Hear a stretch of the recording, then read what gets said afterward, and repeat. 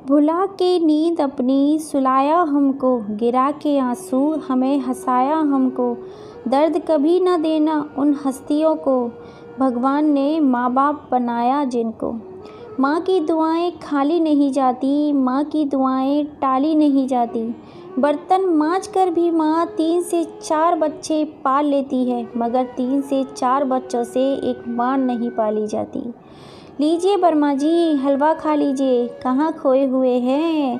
अरे भाग्यवान, मैं तो तुमसे मजाक कर रहा था, तुमने तो सच में ही हलवा बना दिया। वाह वाह, क्या हलवा बनाया है आपने श्रीमती जी। श्रीमती जी बोली, पहले खा तो लीजिए, बाद में तारीफ कर लेना।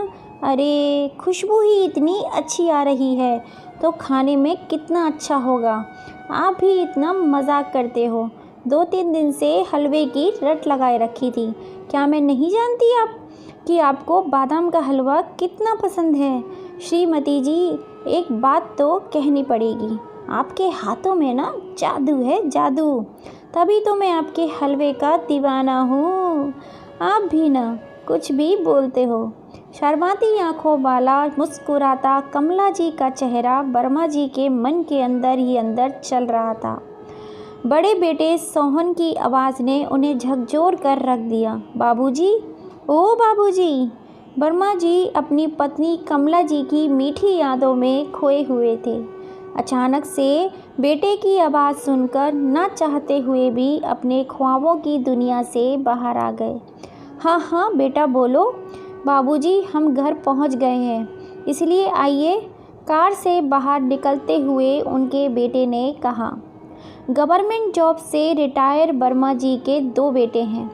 दोनों ही बेटों की शादी हो चुकी है। बड़ा बेटा सोहन और छोटा बेटा अमित। छोटे बेटे और बहू के साथ उनकी कुछ खास बनती नहीं है। अपनी पत्नी के अंतिम संस्कार और 13वीं के बाद अपना गांव छोड़कर अपने बड़े बेटे और बहू के घर आ गए। दरअसल यह घर वर्मा जी का ही है। वह अक्सर छुट्टियां मनाने आया करते थे। वह सोचते थे रिटायर होने के बाद कमला जी के साथ यहाँ आराम से रहूँगा। लेकिन 1 साल हो गया था उन्हें अपनी गवर्नमेंट जॉब से रिटायर हुए, पर वह अभी तक गांव में ही रह रहे थे, क्योंकि कमला जी शहर में रहना पसंद नहीं था और उनके बड़े बेटे की जॉब शहर में थी। इसलिए वर्मा जी ने यह घर अपने बड़े बेटे को दे दिया। वर्मा जी बहुत बार बोलते थे, कमला जी चलो ना अपने शहर वाले घर चलकर रहते हैं अपने बेटे के पास। लेकिन कमला जी उन्हें हमेशा रोक देती। क्यों बेटे बहू की ज़िंदगी में दखल देना, हम तो बूढ़े हो चुके हैं, उन्हें अपनी ज़िंदगी अपने तरीके से जीने दो। उन्हें शायद हमारा वहाँ आना अच्छा नहीं लगेगा। सारी ज़िंदगी तो हमने गांव में ही गुजारी है, थोड़ी सी और गुजार लेंगे। लेकिन अब कमला जी के जाने के बाद वर्मा जी को बिना उनके रहना अच्छा नहीं लग रहा था। इसलिए बेटे और बहू के कहने पर उनके साथ शहर आ गए। घर में घुसते ही वर्मा जी के पैर एक घास वाले मेट पर पड़े।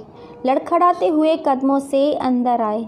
मखमली और आरामदायक सोफे पर जैसे ही बैठे, ऐसा लगा मानो जैसे कहा के राजा महाराजा हैं। पूरे घर को हैरानी भरी निगाहों से देखने लगे। जब घर खरीदा था तो बिल्कुल ही अलग था। बहू और बेटे से मिलने कर घर को बिल्कुल बदल दिया। बिल्कुल राजा महाराजाओं जैसा लग रहा है। वर्मा जी मन ही मन में अपनी पत्नी से बातें करने लगे। काश कमला जी आप जिंदा होती तो देखती हमारा घर कितना सुंदर लग रहा है। और ये आरामदायक सफ़ेद नरम सोफ़ा, गद्दे, और तुम्हारी बहू ने चाय बनाकर भी दी मुझे। अब तुम मेरी चिंता मत करना। आइए बाबूजी, आपका सामान आपके कमरे में रख देता हूँ। बाबूजी मुस्कुराते हुए अपने कमरे की ओर देखने लगे। लेकिन ये क्या? हम तो बाबूजी का सामान लेकर दूसरी ओर चल पड़ा। बेटा तुम कहाँ जा रहे हो? मेरा कमरा तो यहाँ है। नहीं बाबूजी, दरअसल आपकी बहू मीनाक्षी के मम्मी पापा आते रहते हैं और वह इसी रूम में रुकते हैं। दूसरी ओर ले जाकर सोहन ने अपने बाबूजी से कमरे को खोलकर दिखाते हुए कहा, बाबूजी यह घर का स्टोर रूम, यहाँ पर ये सारी टूटी फूटी बेकार की चीज़ें रखी रहती हैं। आप आने वाले थे तो यहाँ की सफाई करवा दी है। यह बगल में बाथरूम और टॉयलेट भी बना हुआ है। बाबूजी ने देखा उसी स्टोर रूम के अंदर चारपाई पर बिस्तर लगा हुआ है।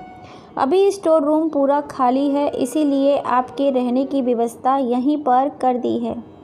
कहते हुए सोहन ने स्टोर रूम में बाबूजी का सामान रख दिया। वर्मा जी के तो पैरों के सिर पर आसमान टूट पड़ा।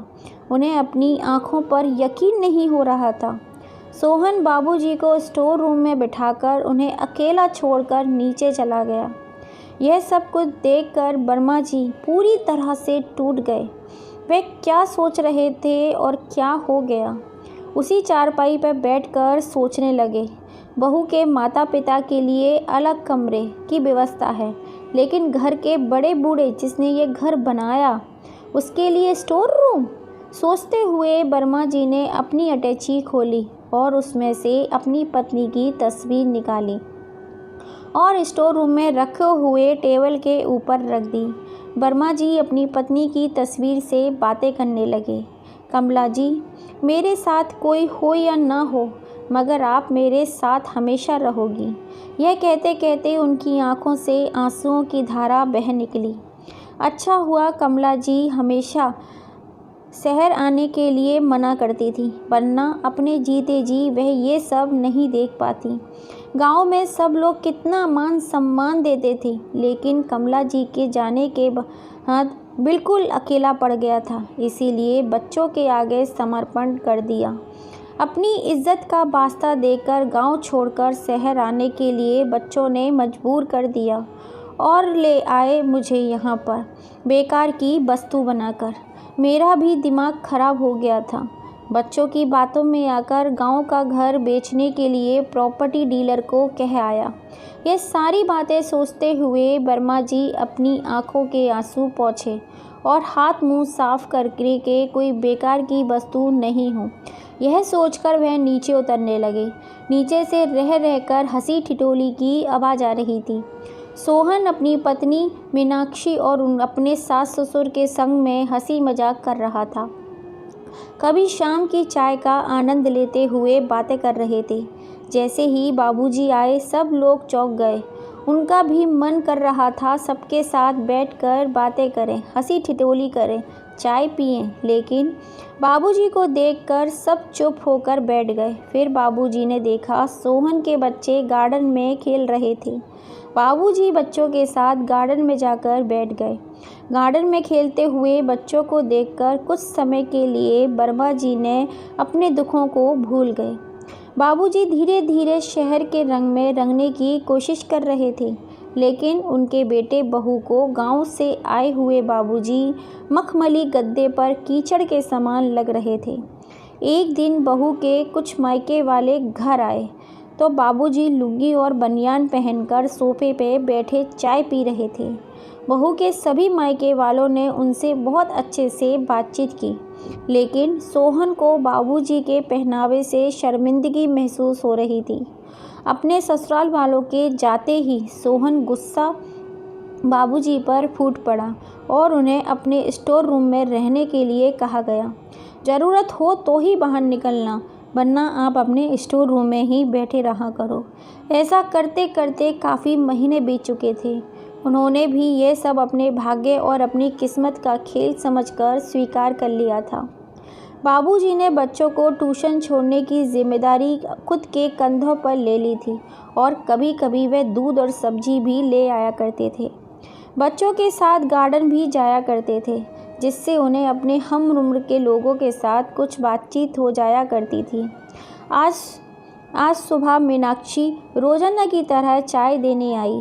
बाबूजी ने कहा, बहू आज इलायची बादाम वाला दूध पीने की इच्छा है। बहू ने कहा, बाबूजी अभी मैंने चाय बना दी है, आप चाय पी लीजिए। मीनाक्षी का चाय का प्याला बाबूजी के हाथों में देकर चली गई। गांव में रोज कमला जी के हाथों का इलायची बादाम वाला दूध पीने वाले वर्मा जी शहर की काली कड़वी चाय पीनी पड़ रही थी। अपनी इच्छाओं को मन में दबाकर वह चाय पी लेते हैं। चाय पीते पीते वर्मा जी ने घड़ी की तरफ देखा। गार्डन जाने का समय हो गया था। बाबूजी ने जल्दी से चाय की चुस्कियां लीं और नीचे उतर गए, सोचकर अगर देर हो जाए तो गार्डन में दोस्त नहीं मिलेंगे। बाबूजी को नीचे आता देख मीनाक्षी बहू ने मेज पर थैला रखकर उनसे 200 रुपये रख दिए और दूध लाने को कहा। बाबूजी, बच्चे भी स्कूल जाने वाले हैं, दूध वाला अभी आया नहीं है, जल्दी से जाकर दूध ले आइए। बच्चों को आज मैं छोड़ दूंगी, आप जाइए, मीनाक्षी बहू हड़बड़ाते हुए बोली। बाबूजी समझ गए कि बच्चों को उनके साथ क्यों नहीं जाने देना चाहती। उन्होंने अपनी बहू को कहते हुए सुना था, बाबूजी के साथ रहकर मेरे बच्चे भी गांव की भाषा और गांव के तौर तरीके सीखते जा रहे हैं। बाबूजी थैला और पैसे उठाकर दूध लेने निकल पड़े और मन ही मन में अपनी पत्नी कमला जी से बातें किए जा रहे थे। आप तो कितनी भाग्यशाली थीं जो केवल अपने छोटे बहू बेटे का अपमान झेलकर स्वर्ग चली गईं। वर्मा जी के मन में अपने छोटे बेटे अमित के घर पर बिताए हुए कुछ दिनों की कड़वी यादें ताज़ा हो गईं। किस तरीके से बहू खाने का सामान भी अपने कमरे में छुपा कर रखती थी ताकि हम दोनों बुढ़े बुढ़िया न खा जाएं। एक दिन जब सोफे पर बैठकर मैं चाय पी रहा था तो छोटे बेटे अमित ने कहा, बाबूजी, यह शहर है, गांव नहीं। यहाँ थोड़े ढंग से कपड़े पहन कर बैठा करो, हमारी इज्जत का सवाल है। कोई ना कोई घर पर आता ही रहता है। जब भी मेरे दोस्त आते हैं तो पूछते हैं, तुम्हारे बाबूजी हमेशा ऐसे ही रहते हैं, उन्हें कुछ सिखाता क्यों नहीं? आप तो 4 दिन बाद वापस अपने गांव लौट जाएंगे, पर यहाँ पर मैं अपने सारे दोस्तों को क्या जवाब दूंगा? पिछले यादों के सैलाब में डूबे हुए वर्मा जी को पता ही नहीं चला कि कब दूध की दुकान पर पहुंच गए। दूध के पैकेट खरीदकर जैसे ही मुड़े तो गांव से उनके एक दोस्त का फ़ोन आ गया। कैसा है वर्मा? दरअसल मुझे तुम्हारी चिंता हो रही थी, सोचा फ़ोन करके हालचाल पूछ लूँ। तू तो हमें भूल ही गया अपने बेटे के पास जाने के बाद।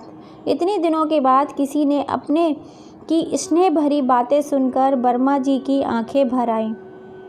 रूधे गले से बोले, मैं बिल्कुल ठीक हूँ, मुझे क्या हुआ? मेरा बेटा और बहू मुझे बहुत अच्छे से रखते हैं, किसी चीज़ की कमी नहीं होने देते। तू बता कैसा है और गांव में सब ठीक है? ये कहते हुए बाबूजी ने जल्दी से फ़ोन रख दिया। उन पर क्या बीत रही थी वह अपने दोस्त को कैसे बताते? फ़ोन काटते ही वर्मा जी फूट फूट कर रोने लगे। यही प्यार और अपनापन मुझे अपने बेटों से मिल पाता। ये सारी बातें सोचते हुए बाबूजी ने फिर से अपने कदम बढ़ाए और शुरू किए। वाकई किसी के सहारे बुढ़ापा काटना कितना मुश्किल होता है, वह भी जब पति पत्नी में से कोई एक चला जाए। जीवन बहुत बोझ लगने लगता है। वर्मा जी सोचने लगे, कमला जी तो स्वर्ग सिधार गईं, अच्छी भली तो थी बेचारी, लेकिन पता नहीं अचानक क्या हुआ। रात को सोई और अगले दिन उठी ही नहीं। हमेशा मुझसे मजाक किया करती थी, इस दुनिया से जब भी जाऊं आपके कंधों पर सुहागन के रूप में जाऊं। उनकी तो ये इच्छा पूरी हो गई और फिर पता नहीं मेरे बाद अगर वह अकेली रह जाती तो क्या हाल होता उनका। मैं तो अपमान के घूंट पीकर जैसे तैसे अपनी ज़िंदगी काट रहा हूँ। अपने दर्द को दिल में छुपाए बाबूजी घर के बाहर जाकर खड़े हुए। तेज़ी से चलने के कारण उनकी सांस फूल रही थी। दरवाज़ा हल्का सा खुला हुआ था। जैसे ही अंदर जाने को हुए, अंदर से आती हुई आवाज़ें उनके कानों में पड़ी। आप अपने छोटे भाई को क्यों नहीं कहते बाबूजी को ले जाने के लिए? वैसे भी काफ़ी महीने हो गए हैं उन्हें यहाँ पर रहते रहते। प्रॉपर्टी में से हिस्सा तो वो भी लेंगे ना, तो बाबूजी की जिम्मेदारी केवल हम ही क्यों उठाएं? मीनाक्षी बहू की आवाज़ें बाहर तक आ रही थीं। चिल्ला क्यों रही हो? फ़ोन तो लगा रहा हूँ ना। अरे छोटे, बाबूजी का क्या कहना है?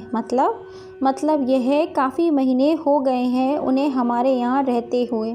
तुम और छोटी उन्हें ले जाने का यहाँ से नाम ही नहीं ले रहे हो। ये सारी बातें सुनते ही वर्मा जी को जोर का झटका लगा। दूध का थैला और बाकी के बचे हुए पैसे उन्होंने दरवाजे के बाहर ही रख दिए। और लड़खड़ाते कदमों से वह गार्डन में जाकर बैठ गए। शायद मेरे भाग्य में ये दिन भी देखना लिखा था।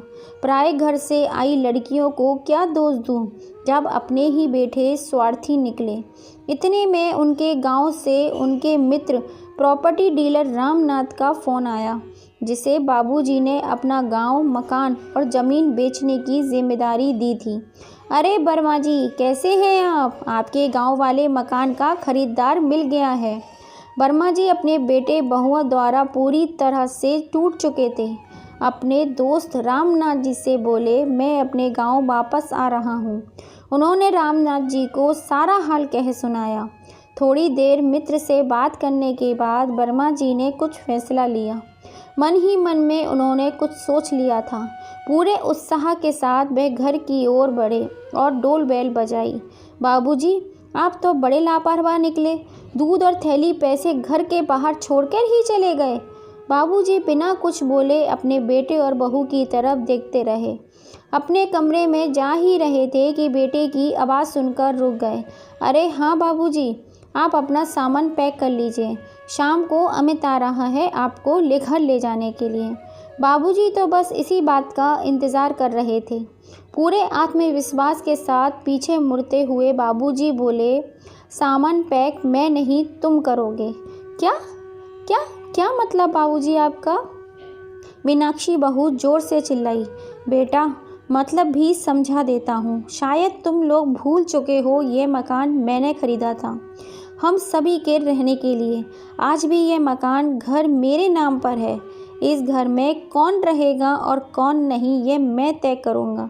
मेरे खून पसीने की कमाई से खरीदे हुए घर में मुझे ही टूटी फूटी सामान रखने वाले स्टोर रूम में रहने को दिया, और यहाँ तुम्हारे लिए आलीशान बेड, एयर कंडीशन एसी, और तो और तुम्हारे सास ससुर के लिए भी मेरे वाले रूम को ही दे दिया। बाप को कचरा समझकर स्टोर रूम में डाल दिया।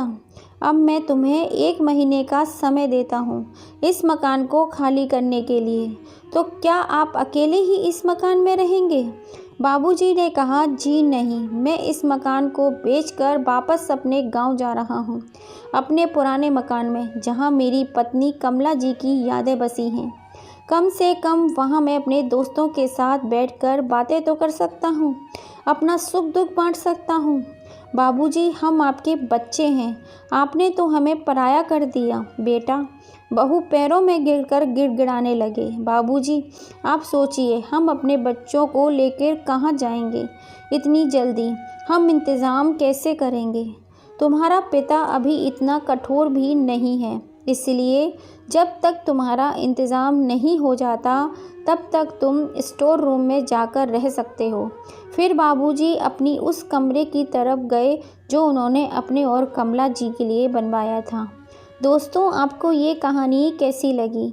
कहानी पसंद आई हो तो लाइक एंड सब्सक्राइब ज़रूर कीजिएगा और ज़्यादा से ज़्यादा अपने फैमिली फ्रेंड में शेयर कीजिएगा। फिर मिलेंगे ऐसी ही किसी कहानी के संग में। जय श्री राम दोस्तों, दिल से आप सबका धन्यवाद।